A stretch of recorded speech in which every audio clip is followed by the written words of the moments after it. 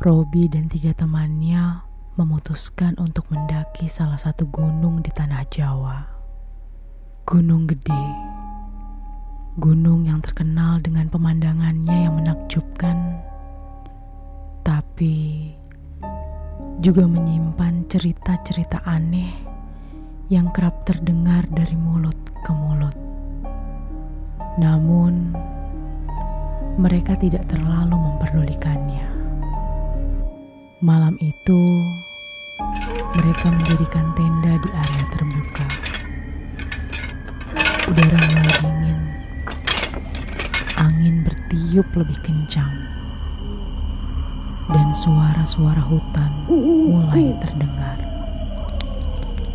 Saat mereka berkumpul mengelilingi api unggun, salah seorang dari mereka, Adit, mulai bercerita tentang kejadian aneh yang pernah dialami pendaki lain di gunung ini. Sebuah kisah yang ia dengar dari orang-orang desa di kaki gunung.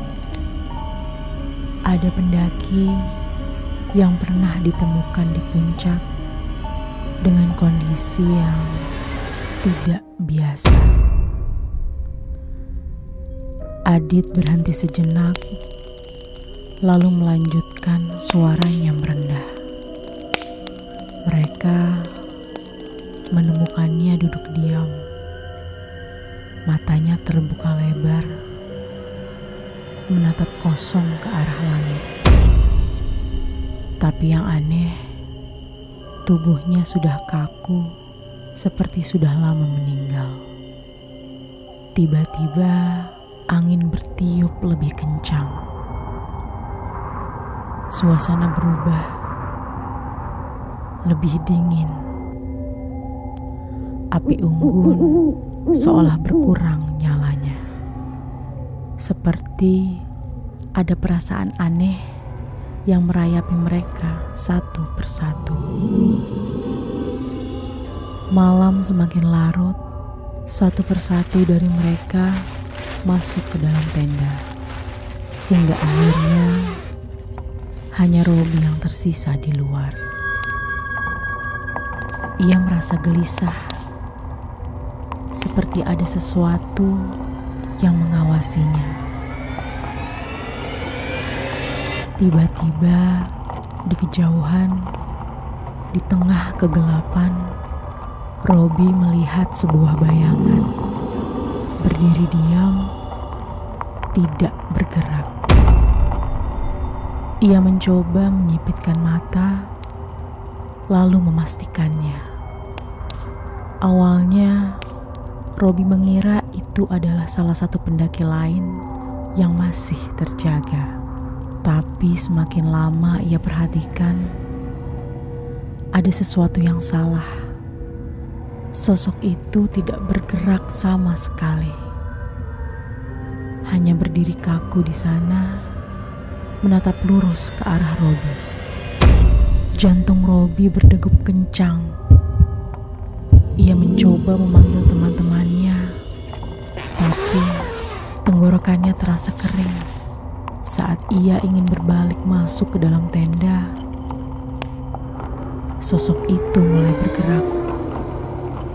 Perlahan melangkah menuju ke arahnya. Robi rasanya ingin lari, tapi tubuhnya terasa kaku. Sosok itu semakin dekat. Kini ia bisa melihatnya dengan jelas.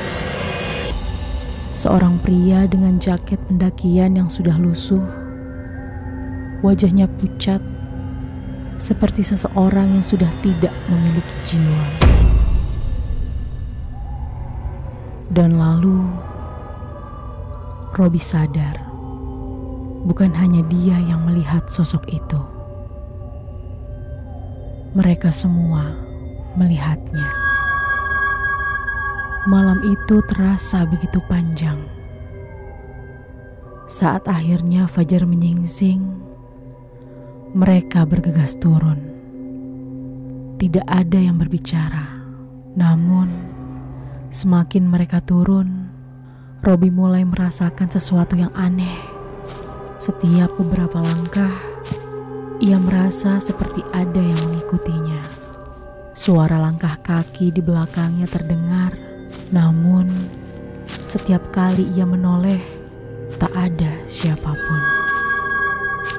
Di salah satu tikungan, ia melihat jejak kaki yang aneh, tidak seperti jejak kaki manusia biasa. Jejak itu tampak lebih besar dan mengarah lurus ke arah mereka. Ketika mereka melewati sebuah batu besar di jalur pendakian, langkah Robby terhenti. Ada nama yang terukir di batu itu, dan nama itu adalah namanya sendiri. Tubuhnya gemetar, tanggal di bawah namanya menunjukkan tahun ini. Mereka hanya berdiri diam, menatapnya tanpa ekspresi.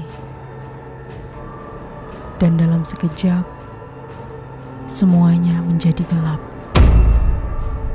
Ketika Robby tersadar, ia berada di sebuah pondok kecil di kaki gunung.